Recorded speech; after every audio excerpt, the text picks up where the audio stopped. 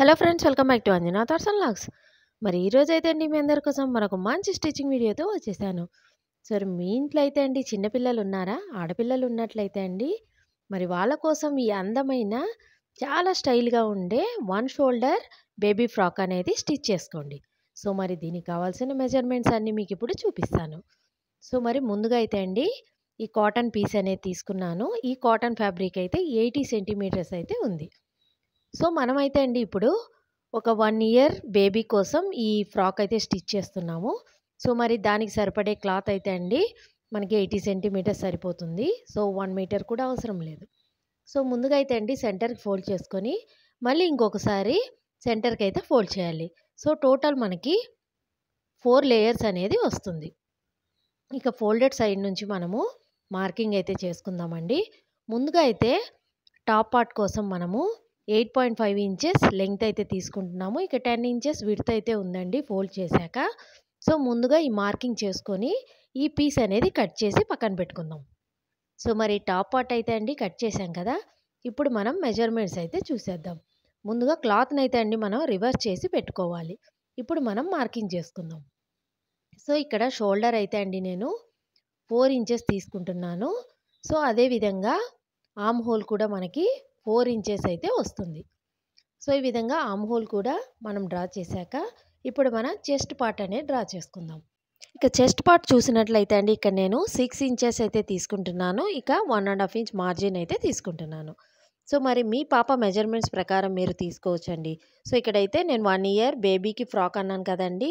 So almost 8 months నుంచి 1 year వరకు ఈ మెజర్మెంట్స్ అయితే సరిపోతుంది. సో లెంగ్త్ అయితే అండి ఇక్కడ నేను 8 ఇంచెస్ అయితే తీసుకుంటున్నాను. సో 8 ఇంచెస్కి కింద కూడా మార్కింగ్ అయితే చేసుకున్నాను. ఇప్పుడు మనము వేస్ట్ పార్ట్ కోసం మెజర్మెంట్ అయితే తీసుకోవాలి.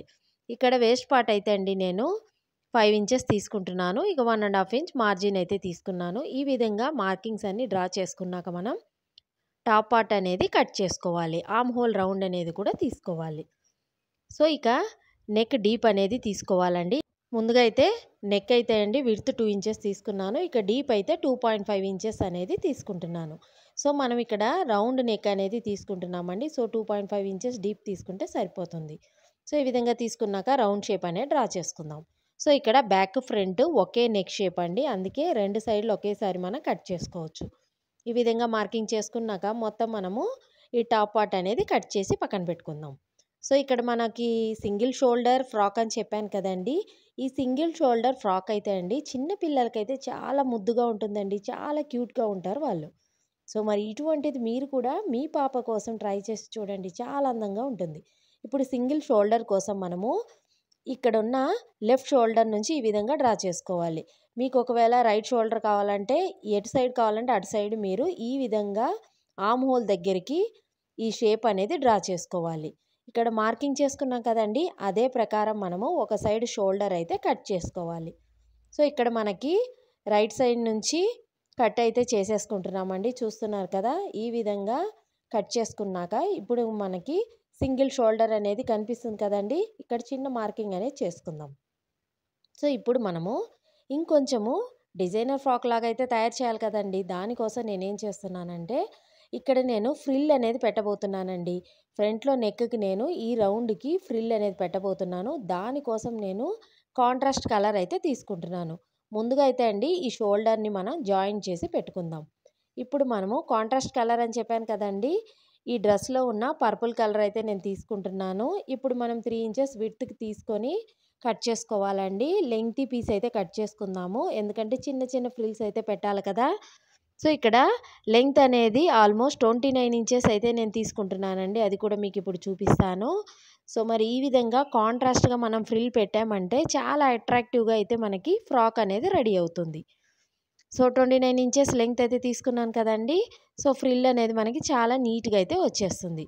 సో ఒక సైడ్ అయితే అండి మనం ఫోల్డ్ చేసి కుట్టేసుకుందాము. ఇంకొక సైడ్ అయితే లూజ్ కుట్ అనేది వేసుకుందాం.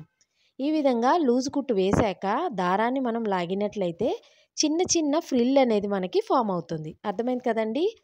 ఈ విధంగా లాగడం వల్ల మనకి చిన్న ఫ్రిల్స్ అయితే ఇక్కడ రెడీ అయిపోతాయి. ఇప్పుడు మనము ఎడ్జెస్లో అయితే అండి ఈ విధంగా కర్వ్ షేప్ అనేది డ్రా చేసుకోవాలి. నేనైతే ముందు కట్ చేయడం మర్చిపోయాను. మీరు మాత్రం అండి స్టార్టింగ్లోనే కట్ చేశాక కింద మొత్తము స్టిచ్ అయితే వేసుకోండి. నేనైతే మర్చిపోయానని చెప్పాను కదండీ! అందుకే ఇప్పుడు కట్ చేస్తున్నాను. కట్ చేశాక నేను మళ్ళీ ఒకసారి ఆ కింద నుంచి ఫోల్డింగ్ అయితే వస్తుంది కదండీ! అది కంటిన్యూగా పై వరకు ఈ విధంగా కుట్టుకుంటున్నాను. సో, మీరు మాత్రము ముందే కట్ చేసుకొని రౌండ్‌గా అయితే కుట్టేసుకోండి. ఆ తర్వాత ఫ్రిల్ అనేది చేసుకోండి. అర్థమైంది కదా! సో, ఇప్పుడు మనము ఈ తయారు చేసిన ఫ్రిల్ అనేది నెక్‌కి అయితే అటాచ్ చేయాలి. సో, ఇప్పుడు మనము కట్ చేసాం కదండీ! ఎక్కడైతే కట్ చేసామో అక్కడి నుంచి ఆ షోల్డర్ దగ్గరికి ఈ ఫ్రిల్ అనేది పెట్టేసి పై భాగంలోనే మనం కుట్టుకోవాలి. అంటే రైట్ సైడ్ ఆఫ్ ఫ్యాబ్రిక్ మీదే ఫ్రిల్ పెట్టేసి కుట్టాలి. ఇక ఆ తర్వాత మనం ఫినిషింగ్ అయితే చేయాలి. దానికోసం అయితే అండి మనము క్రాస్ పీస్ అనేది తీసుకొని ఈ ఫ్యాబ్రిక్‌ని రివర్స్‌లో పెట్టేసి మనము ఈ క్రాస్ పీస్ అనేది కుట్టుకోవాలి. క్రాస్ పీస్ అయితే అండి 1½ ఇంచ్ విడ్త్ అయితే నేను తీసుకున్నాను. ఈ విధంగా వెనకల పెట్టి కుట్టాక ముందరకైతే మనం ఫోల్డ్ చేస్తామండి. దానికోసం చిన్న కట్స్ అయితే పెట్టుకోండి ఒక సైడు. సో, ఇంకొక సైడ్ ఆల్రెడీ ఫ్రిల్స్ వచ్చాయి. అక్కడ కట్స్ అయితే అవసరం లేదు. ఇప్పుడు మనము వెనకాల నుంచి ఒక 1/4 ఇంచ్ ఈ విధంగా ఫోల్డ్ చేసుకొని మళ్ళీ పైకి ఫోల్డ్ చేసుకొని ఈ విధంగా స్టిచ్ అయితే వేసుకోవాలి. సో, ఈ విధంగా చేయడం వల్ల మనకి ఈ ఫినిషింగ్ అనేది నీట్‌గా అయితే వచ్చేస్తుంది. సో, మరి నెక్ పార్ట్‌కి అయితే క్రాస్ పీస్ వేసి ఫినిషింగ్ అయితే అయిపోయింది కదండీ! ఇక ఆర్మ్ హోల్‌కి కూడా సేమ్ అదే విధంగా మనము క్రాస్ పీస్ వేసి సేమ్ ఇది ఎలా కుట్టామో అది కూడా సేమ్ అదే విధంగా పైకైతే కుట్టుకోవాలి. సో, ఇప్పుడు మనకి టాప్ పార్ట్ అయితే రెడీ అయిపోయింది. ఇప్పుడు మనము బాటమ్ పార్ట్ కూడా కుట్టాలి కదండీ! సో, అది కూడా ఇప్పుడు మీకు చూపిస్తాను. ఇక బాటమ్ పార్ట్ కోసం మిగిలిన క్లాత్ అనేది మనం తీసుకుందామండి. దాంట్లో మనకి ఎంత లెంగ్త్ కావాలంటే అంత తీసుకోవాలి. ఇక కింద పార్ట్ అయితే అండి నేను 12 ఇంచెస్ లెంగ్త్ తీసుకున్నాను. ఇక వెడల్పు అయితే 22 ఇంచెస్ తీసుకుంటాను. ఎందుకంటే ఇక్కడ ఫ్రిల్స్ అనేవి వస్తాయండి. So, front part, back part కోసం నేను 2 లేయర్స్ మీద ఈ మార్కింగ్ అనేది చేసుకున్నానండి. కింద సైడ్ ఆల్రెడీ ఫినిషింగ్ ఉంది కాబట్టి నేనైతే స్టిచ్ అయితే వేసుకోలేదు. ఇక పైన అయితే అండి మనం స్టిచ్ అనేది వేసుకుందాము. లూజ్ స్టిచ్ అయితే వేసుకొని ఏ విధంగా అయితే మనం ఇందాక ఫ్రిల్ తయారు చేసామో సేమ్ అదే విధంగా ఇక్కడ దారం లాగేసామంటే మనకి చిన్న చిన్న ఫ్రిల్స్ అనేది ఫామ్ అయిపోతుంది. సో, మన టాప్ పార్ట్ అనేది వేస్ట్ ఎంతుందో దాని ప్రకారం మనము ఈ కుచ్చు అనేది చేసుకొని 2 ఈక్వల్‌గా వచ్చేలాగా అటాచ్ చేసుకోవాలి.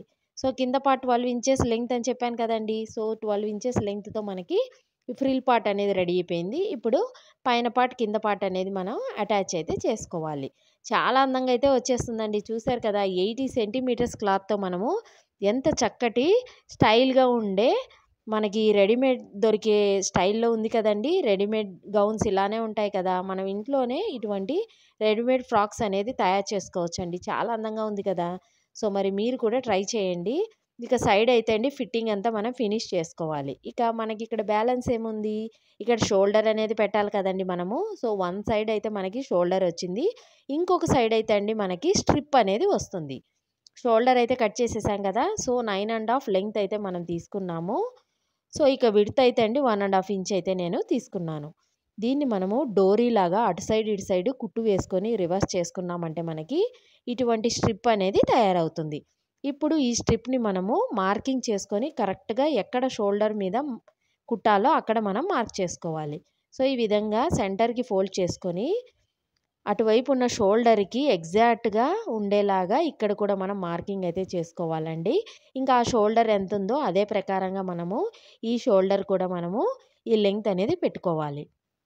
అంటే ఈ స్ట్రిప్ ఉంది కదండీ! ఆ స్ట్రిప్ ఫోల్డ్ చేసుకొని మనము ఇటువైపు షోల్డర్ ఎంతుందో దానికి ఈక్వల్‌గా ఉండేలాగా మనం కుట్టుకోవాలండి. దాని ప్రకారం మనం లెంగ్త్ కూడా పెట్టుకోవాలి. సో, ఇక్కడ పినప్ చేసుకొని మీరు స్టిచ్ అనేది వేసుకున్నారంటే మనకి ఈ అందమైన ఫ్రాక్ అయితే రెడీ అయిపోతుంది. చూసారు కదండీ! ఇప్పుడు మీకు చూపిస్తా చూడండి. చాలా అందంగా అయితే ఉంది. సో, మీకు ఇటు సైడ్ షోల్డర్ వచ్చి అటు సైడ్ స్ట్రిప్ రావాలనుకుంటే మీరు రివర్స్‌లో అయితే కట్ చేసుకోవచ్చు. అంటే నేను ఒక సైడ్ కట్ చేసి చూపించాను కదా!